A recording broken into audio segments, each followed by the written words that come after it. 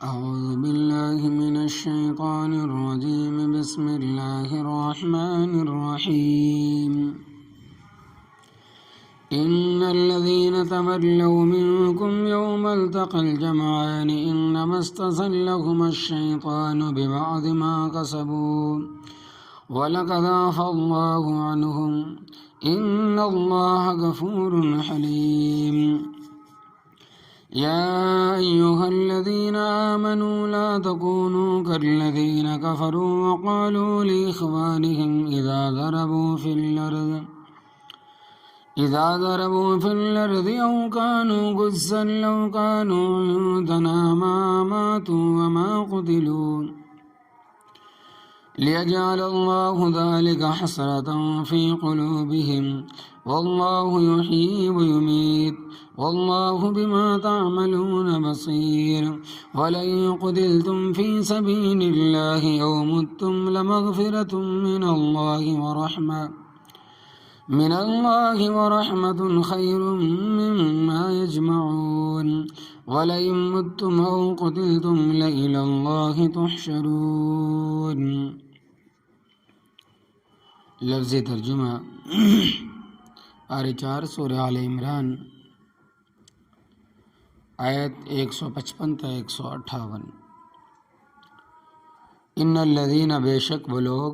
تولوا منکم جنہوں نے پیٹ پھیری تم میں سے یوم التقی الجمعان اس دن جب آمنے سامنے ہو جائیں، اس دن جب آمنے سامنے ہوئی دو جماعتیں. انما پختہ بات ہے، استزلهم الشیطان ان کو پھسلایا شیطان نے، ببعض ما کسبوا ان کی بعض کمائی کی وجہ سے، وَلَقَدْ عَفَا اللَّهُ عَنْهُمْ اور البتہ تحقیق اللہ تبارک و تعالی نے معاف کر دیا ان کو. ان اللہ غفور حلیم بے شک اللہ تبارک و تعالی بخشنے والا تحمل کرنے والا ہے. یا ایھا الذین آمنوا اے لوگو جو ایمان لائے ہو، لا تکونوا کالذین نہ ہو جاؤ تم ان لوگوں کی طرح کفروا جنہوں نے کفر اختیار کیا، وقالوا لاخوانہم اور کہا انہوں نے اپنے بھائیوں کے بارے میں، اذا ضربوا فی الارض جب وہ چلے زمین میں، او کانوا غزا یا تھے وہ غازی اور مجاہد، لو کانوا عندنا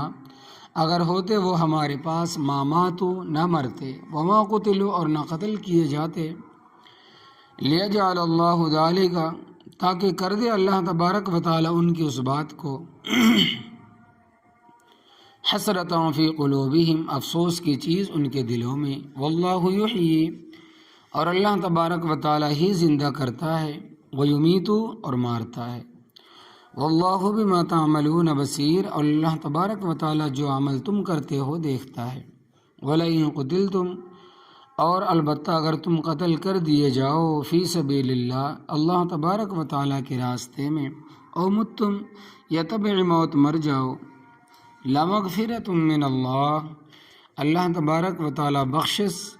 البتہ بخشش اللہ تبارک و تعالی کی طرف سے، ورحمہ اور اللہ تبارک و تعالی کی رحمت، خیر بہت ہی بہتر ہے، مما یجمعون اس چیز سے جس کو یہ جمع کرتے ہیں. ولئن متم اور اگر تم مر جاؤ، او قتلتم یا مارے جاؤ، لإلی اللہ تحشرون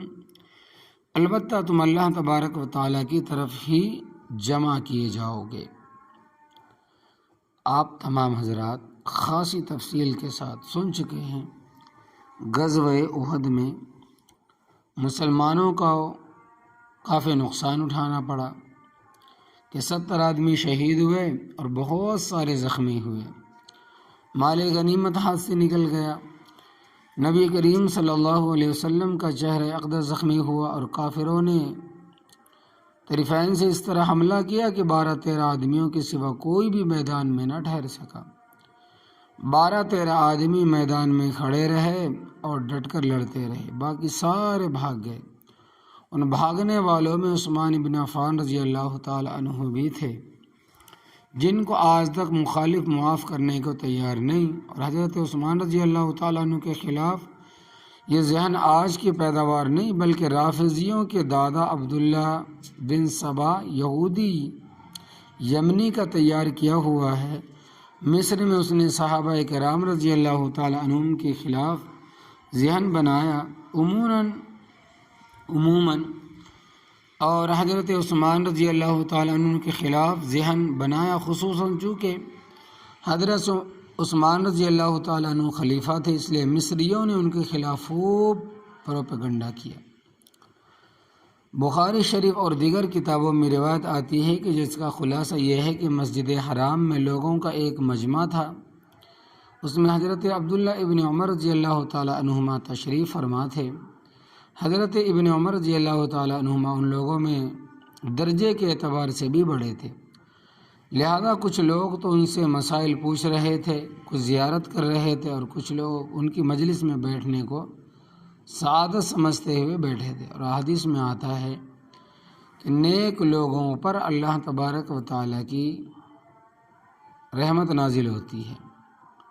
تو نیک لوگوں کی مجلس پر اللہ تبارک و تعالیٰ کی رحمت برستی ہے، وہاں بیٹھنے والے بھی رحمت سے محروم نہیں ہوتے، چاہے خاموش بیٹھے رہیں۔ تو اس مجمع میں حضرت عبداللہ ابن عمر رضی اللہ تعالیٰ عنہما تشریف فرما تھے اور لوگ ان کے ارد گرد جمع تھے۔ جاء رجل من اہل مصری، ایک مصری آدمی آیا اور سوال کیا کہ یہ بابا جی کون ہے جس کے ارد گرد لوگ جمع ہیں؟ لوگوں نے بتایا کہ عبداللہ ابن عمر ابن خطاب رضی اللہ تعالیٰ عنہما ہے۔ یہ مصری بڑا منہ پھٹ تھا، کہنے لگا کہ نام تو میں نے سنا تھا لیکن دیکھا نہیں تھا۔ آدمیوں سے گزرتا ہوا ابن عمر رضی اللہ تعالیٰ عنہما کے سامنے جا کر بیٹھ گیا، کہنے لگا کہ میں نے آپ سے کچھ پوچھنا ہے۔ تو حضرت عبداللہ ابن عمر رضی اللہ تعالیٰ عنہ نے فرمایا کہ پوچھ لو۔ کہنے لگا کہ یہ بتاؤ کہ عثمان اچھا آدمی تھا یا برا؟ حضرت عبداللہ ابن عمر رضی اللہ تعالیٰ عنہ نے فرمایا کہ نبی کریم صلی اللہ علیہ وسلم کی ذات گرامی کے بعد درجہ ہے ابو بکر صدیق رضی اللہ تعالیٰ عنہ کا، ان کے بعد درجہ حضرت عمر رضی اللہ تعالیٰ عنہ کا، ان کے بعد درجہ حضرت عثمان رضی اللہ تعالیٰ عنہ کا۔ بہت اچھے انسان تھے۔ مصری کہنے لگا عثمان کا درجہ کس چیز کا ہے؟ مجھے یہ بتاؤ کہ عثمان غزوہ بدر میں شریک تھا؟ فرمایا نہیں۔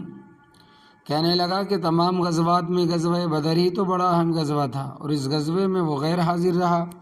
اور تم کہتے ہیں کہ وہ اچھا آدمی تھا۔ دوسرا سوال یہ کیا کہ بتاؤ غزوہ احد کے بھاگنے والوں میں عثمان بھی تھا یا نہیں؟ حضرت عبداللہ ابن عمر رضی اللہ تعالیٰ عنہ نے فرمایا کہ ہاں، بھاگنے والوں میں تو وہ بھی تھا۔ کہنے لگا کہ پھر کس طریقے کا وہ اچھا آدمی ہوا اور درجے والا ہوا؟ تیسرا سوال کہنے لگا کہ یہ بتاؤ کہ حدیبیہ کے مقام پر کیکر کے درخت کے نیچے جب نبی کریم صلی اللہ علیہ وسلم کے دست مبارک پر صحابہ کرام رضی اللہ تعالیٰ عنہ اجمعین نے بیعت کی تھی، عثمان اس بیعت میں شریک تھا؟ فرمایا نہیں۔ خوشی کی وجہ سے اس نے نعرہ لگایا اللہ اکبر، اسلام میں یہی 3 مقام تو اچھے ہیں، اور وہ ان تینوں موقعوں پر غیر حاضر رہا، پھر تم اس کی فضیلت کے گیت گاتے ہو۔ جب نعرہ لگا کر اٹھ کے جانے لگا تو حضرت عبداللہ ابن عمر رضی اللہ تعالیٰ عنہما نے اس کو دامن سے پکڑ لیا اور فرمایا کہ صرف سوال نہ ذہن میں جمائے رکھ، ان کے جوابات بھی تو سن۔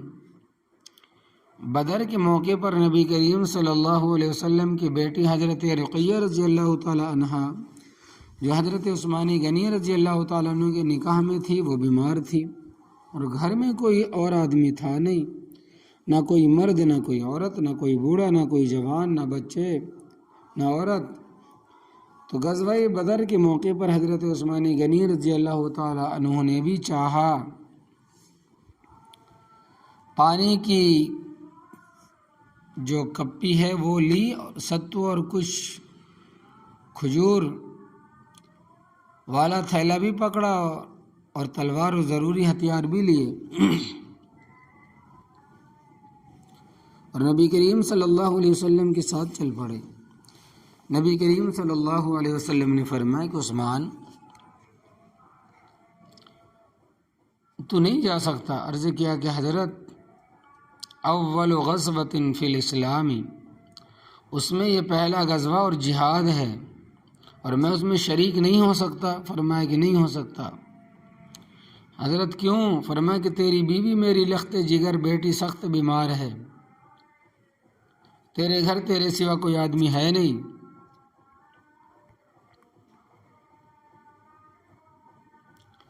جو اس کی خبر گیری کرے اس کو دوائی کون دے گا، اٹھائے گا کون، بٹھائے گا کون، اس کو روٹی پانی کون کھلائے گا پلائے گا۔ تو حضرت عثمانی غنی رضی اللہ تعالیٰ عنہ نے کہا کہ حضرت میں نے محلے کی عورتوں کو کہہ دیا وہ آ کر خدمت کریں گی۔ نبی کریم صلی اللہ علیہ وسلم نے فرمایا کہ محلے کی عورتیں دن کو آ جائیں گی، مثال کے طور پر رات کو تو اپنا گھر سنبھالے گی، اپنے بچے سنبھالے گی، اس کا انتظام اور خدمت کرے گی۔ حضرت عثمان رضی اللہ تعالیٰ عنہ رو پڑے کہ حضرت اسلام میں پہلا جہاد ہے، میں اس سے محروم ہو جاؤں گا۔ نبی کریم صلی اللہ علیہ وسلم نے فرمایا کہ رقیہ رضی اللہ تعالیٰ عنہا تیری بیوی ہے، میری بیٹی ہے، میری لخت جگر ہے، اس کا بھی تو تیرے اوپر حق ہے۔ عرض کیا کہ حضرت میں جہاد کی فضیلت سے محروم رہوں گا۔ فرمایا کہ نہیں، جتنا اجر و ثواب بدر میں لڑنے والوں کو ملے گا اتنا تجھے گھر بیٹھے ملے گا، اور مال غنیمت جتنا دوسروں کو ملے گا تجھے بھی اتنا ہی ملے گا، تو گھر بیٹھے برابر شریک ہے۔ اس لیے حضرت عثمانی غنی رضی اللہ تعالیٰ عنہ کو بدریوں میں شمار کرتے ہیں، حالانکہ وہ نفس نفیس بدر میں شریک نہیں ہوئے تھے، مگر نبی کریم صلی اللہ علیہ وسلم نے ان کو حکماً بدر میں شریک فرمایا۔ چنانچہ حضرت عثمانی غنی رضی اللہ تعالیٰ عنہ کو بدر کی غنیمت میں سے برابر حصہ گیا۔ حضرت عبداللہ ابن عمر رضی اللہ تعالیٰ عنہ نے فرمایا کہ اے مصری، اس کے بعد حضرت عثمانی غنی رضی اللہ تعالیٰ عنہ پر اعتراض کرنا سراسر غلط ہے، وہ تو غزوہ بدر میں شرکت کے لیے بے چین تھے، مگر نبی کریم صلی اللہ علیہ وسلم نے حکم فرمایا کہ تو نے گھر ٹھہرنا ہے، اس میں ان کا کیا قصور؟ تیرا دوسرا اعتراض احد سے بھاگنا کا، تو ان کے متعلق اللہ تبارک و تعالیٰ کا ارشاد ہے کہ ان الذین، بے شک وہ لوگ، تولوا منکم، جنہوں نے پیٹ پھیری تم میں سے، یوم التقی الجمعان، اس دن جب آمنے سامنے ہوئی دو جماعتیں، انما، پختہ بات ہے، استزلہم الشیطان، ان کو پھسلایا شیطان نے، ببعض ما کسبوا، ان کی بعض کمائی کی وجہ سے۔ کل تفصیل کے ساتھ آپ سن چکے ہیں کہ نبی کریم صلی اللہ علیہ وسلم کے ایک حکم کی تعمیل نہیں ہوئی تھی، اس وجہ سے شیطان نے ان کو پھسلایا اور غلطی ہو گئی، مگر اب تم رب تعالیٰ کا فیصلہ سن لو کہ وَلَقَدْ عَفَا اللَّهُ عَنْهُمْ، اور البتہ تحقیق اللہ تبارک و تعالیٰ نے معاف کر دیا ان کو۔ اب ذرا توجہ کرو، اور لام بھی تاکید کا، قد بھی تاکید کا، ماضی پر داخل ہے، معنی بنے گا البتہ تحقیق اللہ تبارک و تعالی نے معاف کر دیا۔ بھائی ان سے لغزش اور غلطی ہوئی ہے، پھر اس کو گناہ کہتے پھرنا خود گناہ ہے، اور یہ کہنے والا بھی مجرم۔ ان اللہ غفور حلیم، بے شک اللہ تبارک و تعالی بخشنے والا ہے، تحمل کرنے والا ہے۔ باقی رہا حدیبیہ کا مسئلہ کہ بیعت کے وقت حضرت عثمانی غنی رضی اللہ تعالیٰ عنہ نہیں تھے، تو اس کی حقیقت یہ ہے کہ سن 6 ہجری میں جب آپ صلی اللہ علیہ وسلم نے 1500 صحابہ کرام رضی اللہ تعالیٰ عنہ کے ہمراہ مکہ مکرمہ کا ارادہ فرمایا، لیکن جب مکہ مکرمہ کے قریب پہنچے تو نبی کریم صلی اللہ علیہ وسلم کے جاسوس نے آ کر آپ صلی اللہ علیہ وسلم کو اطلاع دی کہ اہل مکہ نے آپ صلی اللہ علیہ وسلم کی خبر پاتے ہی لشکر جمع کیا ہے، اور آپ صلی اللہ علیہ وسلم کے مقابلے کے لیے تل گئے، اور یہ عہد کیا ہے آپ صلی اللہ علیہ وسلم کو مکہ مکرمہ میں داخل نہیں ہونے دیں گے۔ حضرت صلی اللہ علیہ وسلم نے تھوڑا سا ہٹ کر حدیبیہ میں قیام کرنے کے بعد حضرت خراش ابن امیہ خزاعی رضی اللہ تعالیٰ عنہ کو ایک اونٹ پر سوار کر کے اہل مکہ کے پاس بھیجا کہ ان کو خبر کر دیں کہ ہم فقط بیت اللہ کی زیارت کے لیے آئے ہیں، جنگ کے لیے نہیں آئے، ہم نے احرام بھی باندھا ہوا ہے۔ مکہ والوں نے ان کے اونٹ کو ذبح کر ڈالا اور ارادہ کیا کہ ان کو بھی قتل کرنے کا، مگر وہ اپنی جان بچا کر واپس آئے، اور رسول اللہ صلی اللہ علیہ وسلم کے سامنے سارا واقعہ بیان فرمایا۔ اس کے بعد مکہ والوں کے یکے بعد دیگرے کئی نمائندے آئے، مگر گرم سرد ہو کر واپس چلے جاتے۔ صحابہ رضی اللہ تعالیٰ عنہ صحابہ کرام نے عرض کی کہ حضرت ہمیں بھی کوئی اپنا نمائندہ بھیجنا چاہیے تاکہ وہ ان کے بڑوں سے گفتگو کرے، شاید ان کو سمجھ آ جائے کہ ہم لڑنے کے لیے نہیں آئے، ہم نے احرام باندھے ہوئے ہیں اور ہم زبان سے اللہم لبیک اللہم لبیک کے نعرے لگا رہے ہیں، ہم صرف عمرہ کرنا چاہتے ہیں۔ نبی کریم صلی اللہ علیہ وسلم نے فرمایا کہ تمہاری رائے بہت صحیح ہے، ہمیں بھی کوئی نمائندہ بھیجنا چاہیے۔ پھر آپ صلی اللہ علیہ وسلم نے خیال فرمایا کہ حضرت عمر رضی اللہ تعالیٰ عنہ کو بھیجنا چاہیے، چنانچہ ان کو بلایا اور فرمایا کہ عمر، قریش مکہ کے نمائندے آتے رہے ہیں اور گرمی کھا کے جاتے رہے ہیں، ساتھیوں کا بھی خیال ہے، میری بھی رائے ہے کہ ہم بھی کوئی اپنا نمائندہ بھیجیں تاکہ ان کے بعد جو سمجھدار معمر آدمی ہے ان کے ساتھ بات چیت کرے، شاید وہ ہمیں عمرے کی اجازت دے دے۔ یہاں سے مکہ اب صرف 6 میل کا سفر باقی رہ گیا ہے، اور اب تو مکہ حدیبیہ سے بھی آگے چلا گیا ہے۔ پھر فرمایا کہ عمر آپ چلے جائیں اور اہل مکہ سے بات کریں۔ تو حضرت عمر رضی اللہ تعالیٰ عنہ نے کہا کہ حضرت آپ کے ارشاد کی 2 شقیں ہیں، ایک شک یہ ہے کہ ہمارا کوئی نمائندہ جانا چاہیے، میں اس شک کے ساتھ تو اتفاق کرتا ہوں، اور دوسری شک یہ ہے کہ میں نمائندہ بن کے جاؤں تو مجھے آپ صلی اللہ علیہ وسلم کے حکم سے انکار نہیں ہے، مگر آپ صلی اللہ علیہ وسلم جانتے ہیں کہ میری طبیعت میں تیزی ہے، خلاف طبیعت کوئی بات میں سن نہیں سکتا، اپنا اپنا مزاج بہت ہے۔ حضرت وہاں اگر کوئی ایسی بات ہو جائے جو تیزی کی ہو اور بات بننے کی بجائے الٹی بگڑ نہ جائے، حضرت میری رائے ہے کہ عثمان بن عفان رضی اللہ تعالیٰ عنہ کو بھیجو، وہ ٹھنڈی طبیعت کا آدمی، سنے گا بھی سنائے گا بھی۔ تو حضرت عثمان ابن عفان رضی اللہ تعالیٰ عنہ کا مزاج ایسا تھا جیسے برف کی ڈلی ہو، چنانچہ حضرت عثمان غنی رضی اللہ تعالیٰ عنہ کو نمائندہ بنا کر بھیج دیا گیا۔ جس وقت یہ وہاں پہنچے تو کافروں نے کہا کہ تو احرام کی حالت میں ہے، عمرہ کر لے۔ حضرت عثمان رضی اللہ تعالیٰ عنہ نے کہا کہ نہیں، جب تک نبی کریم صلی اللہ علیہ وسلم کعبے کا طواف اور سعی بین الصفا والمروہ نہیں کریں گے میں بھی نہیں کروں گا۔ تو قریش مکہ نے حضرت عثمان غنی رضی اللہ تعالیٰ عنہ کے کعبۃ اللہ میں بند کر کے تالا لگایا اور مشہور کر دیا کہ ان عثمان قد قتل، عثمان کو شہید کر دیا گیا۔ اس سے وہ مسلمانوں کا رد عمل دیکھنا چاہتے تھے کہ اس پر مسلمانوں کا کیا رد عمل ہے، ورنہ وہ اتنے پاگل نہیں تھے کہ سفیر کو قتل کر دیتے۔ چنانچہ یہ خبر جب حدیبیہ کے مقام پر پہنچی کہ حضرت عثمان رضی اللہ تعالیٰ عنہ کو قتل کر دیا گیا، دوپہر کا وقت تھا، نبی کریم صلی اللہ علیہ وسلم حقیقت کے درخت کے نیچے تشریف فرما تھے، تو آپ صلی اللہ علیہ وسلم نے فرمایا کہ آؤ میرے ہاتھ پر بیعت کرو۔ کس بات کی بیعت؟ تو بخاری شریف میں 2 لفظ آئے کہ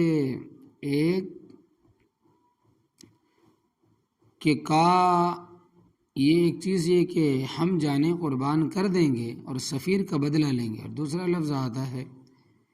کہ ہم بھاگیں گے نہیں۔ 1500 صحابہ رضی اللہ تعالیٰ عنہ اجمعین آپ صلی اللہ علیہ وسلم کے ہاتھ مبارک پر بیعت فرمائی۔ پھر آپ صلی اللہ علیہ وسلم نے اپنا داہنا ہاتھ بلند فرمایا اور فرمایا کہ یہ کیا ہے؟ صحابہ کرام رضی اللہ تعالیٰ عنہ اجمعین نے کہا کہ حضرت آپ صلی اللہ علیہ وسلم کا داہنا ہاتھ ہے، یعنی سیدھا ہاتھ ہے۔ پھر آپ صلی اللہ علیہ وسلم نے اپنا بایاں ہاتھ اٹھایا اور فرمایا کہ یہ کیا ہے؟ صحابہ کرام اجمعین نے عرض کیا کہ حضرت یہ آپ کا بایاں ہاتھ ہے۔ فرمایا کہ اس بیعت کا بڑا درجہ ہے، اور عثمان رضی اللہ تعالیٰ عنہ کو میں اپنے کام سے بھیجا ہے اور اس بیعت سے محروم نہ رہ جائے۔ فرمایا کہ یہ میرا بایاں ہاتھ عثمان کا ہاتھ سمجھو، اس کی طرف سے بیعت لیتا ہوں۔ چنانچہ اپنے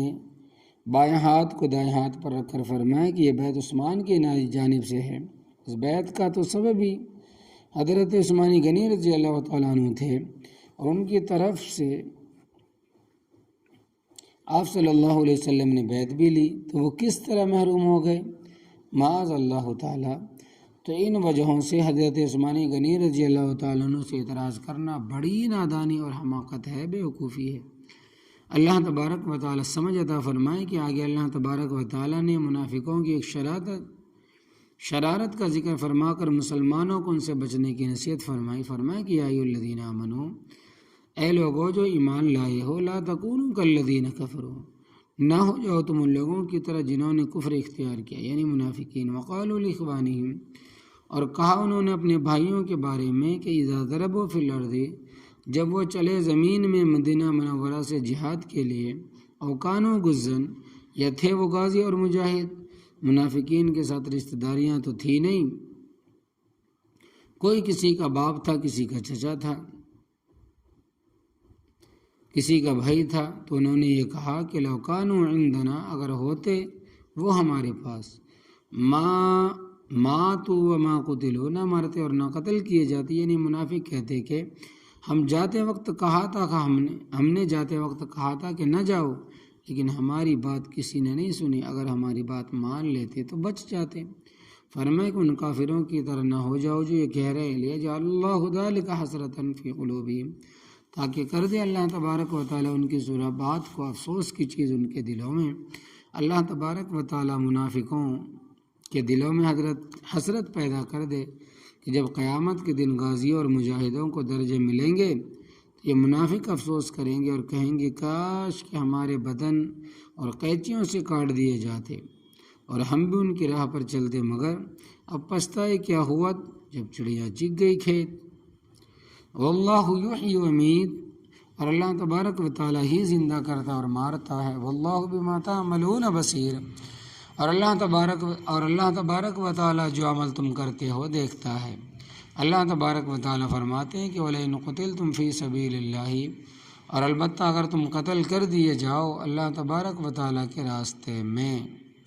او متم، یا اللہ تبارک و تعالیٰ کے راستے میں نکلنے کے بعد اپنی موت مر جاؤ، لمغفرۃ من اللہ، البتہ بخشش اللہ تبارک و تعالیٰ کی طرف سے ہے، ورحمت خیر، اور اللہ تبارک و تعالیٰ کی رحمت بہت ہی بہتر ہے، مما یجمعون، اس چیز سے جس کو یہ جمع کرتے ہیں، یعنی مال و دولت وغیرہ۔ وَلَئِن مُتُّمْ أَوْ قُتِلْتُمْ، اور اگر تم مر جاؤ یا مارے جاؤ، إِلَى اللَّهِ تُحْشَرُونَ، البتہ تم اللہ تبارک و تعالیٰ کی طرف ہی جمع کیے جاؤ گے۔ یعنی جس حالت میں بھی کوئی مر جائے سب نے اللہ تبارک و تعالیٰ کے یہاں ہی جانا ہے، رتے کا حساب ہونا ہے۔ اللہ تبارک و تعالیٰ نیکیوں کا بدلہ دے گا اور برائی کی سزا۔ یہ بات اچھی طرح ذہن نشین کر لیں تو اللہ تعالیٰ سے عمل ہے کہ اللہ تبارک و تعالیٰ سے دعا ہے کہ عمل کرنے کی توفیق عطا فرمائے اور پکا سچا مسلمان بن کر رہنے کی ہمیں بھی نصیب عطا فرمائے، آمین رب العالمین۔